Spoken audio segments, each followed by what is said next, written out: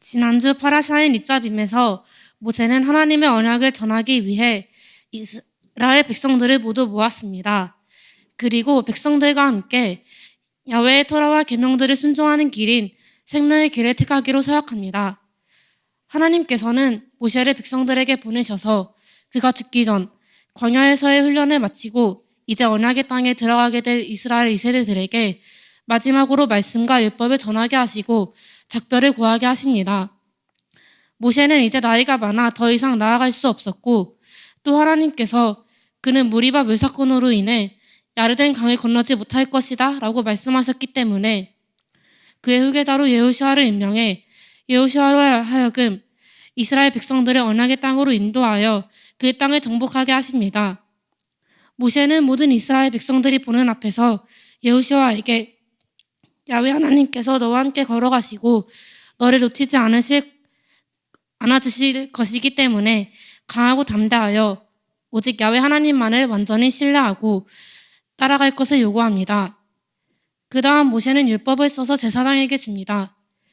이스라엘 백성들이 그 땅을 정복하여 안전하게 된 후 율법을 초막절 기간 동안 이스라엘 백성 앞에서 낭독하게 합니다. 초막절은 유월절 오순절과 함께 모든 이스라엘 백성들이 하나님 앞에 모이는 매우 중요한 절기였습니다. 초막절에 온 백성들을 모으셨던 이유는 주님의 신부된 교회와 함께 주님의 나라로 들어가기 위해서입니다. 초막절은 신랑 되신 예수와와 그분의 신부된 교회의 결혼식과 그로 누리게 될 영원한 기쁨을 의미하는 절기입니다. 초막절은 아직 성취되지 않은 절기이지만 후에 예수님께서 다시 재림하실 때 이루어질 것이며 그분의 신부된 우리는 영원한 하나님의 나라, 그 장막으로 들어가게 될 것입니다. 여호수아를 후계자로 세운 뒤 모세는 이스라엘 백성들에게 언약의 땅에 들어갔을 때에 율법을 가르치는 사명을 감당하라고 말합니다. 이스라엘 백성들은 함께하는 공동체인 이웃들과 그들의 자녀들에게 율법을 가르쳐야 했습니다.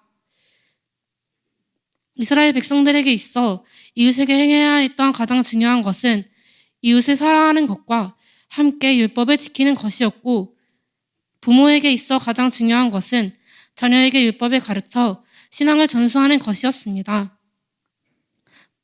뿐만 아니라 이스라엘 백성들은 자신들과 함께 살아가는 이방인들에게도 하나님의 율법을 지키고 행하도록 가르쳐야 했습니다.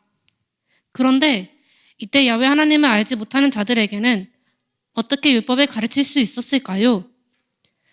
바로 먼저 율법을 지켜 행함으로 빛 가운데서 살아가는 삶을 분명하게 확실하게 보여주는 것이었습니다. 먼저 말씀을 받은 자들, 즉 먼저 된 자들이 본을 행하여 빛된 삶을 분명하고 확실하게 보여준다면 어둠 가운데 있는 사람들은 우리의 빛을 보고 빛 가운데로 나올 것입니다. 우리는 말씀을 지켜 행함으로 다른 곳에 빛을 비추는 삶을 살아야 합니다. 주님께서는 우리를 빛이라고 하셨습니다. 빌립보서에는 다음과 같은 말씀이 나옵니다. 너희가 흠이 없고 순전하여 어그러지고 거스르는 세대 가운데서 하나님의 흠없는 자녀로 세상에서 그들 가운데 빛들로 나타내며 빌립보서 2장 15절 말씀 우리의 능력은 말씀의 능력으로부터 옵니다. 이곳에 모인 여러분 모두가 말씀을 지켜 행하는 삶을 살아 이 세상 가운데서 빛을 분명하게 드러내는 삶을 살길 또 말씀에 증인된 삶을 살길 소망합니다. 이스라엘은 야훼 하나님의 약속하신 대로 캐나안 땅에 들어가게 됩니다. 그러나 그들은 야훼의 법을 떠나 자신들이 원하는 삶의 가치와 욕망에 따라 우상숭배의 길로 빠지게 될 것입니다. 우상숭배는 하나님보다 더 사랑하는 그것이며 하나님의 중심의 삶에서 자기 중심의 삶으로 변질되는 것을 말합니다. 우상의 본질은 자기 중심, 실현, 욕망에 있습니다. 이방의 신들과 우상들은 자기 중심의 삶을 이루어질 수 있는 아주 좋은 도구였습니다.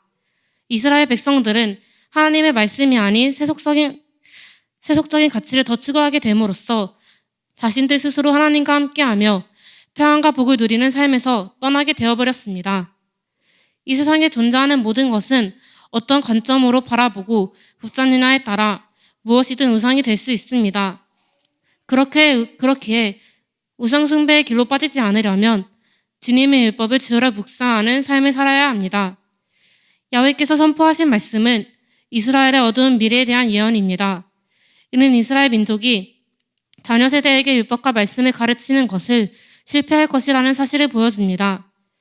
하나님께서는 이스라엘 백성들이 이방 신들을 따라 음행하여 하나님을 버리고 하나님과의 언약을 깨트리게 될 것을 말씀하십니다.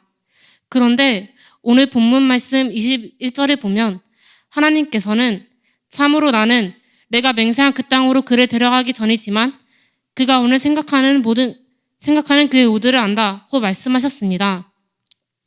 하나님께서는 이스라엘이 하나님을 떠나게 되고 폐역하게 우상 숭배를 저지르게 되는 미래를 이미 아셨습니다.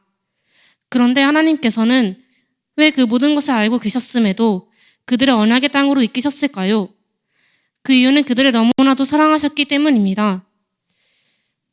이스라엘의 계속된 제약 가운데서도 주님께서는 지금까지도 이스라엘을 포기하지 않으시고 열방의 이스라엘 백성들을 회복하고 계십니다.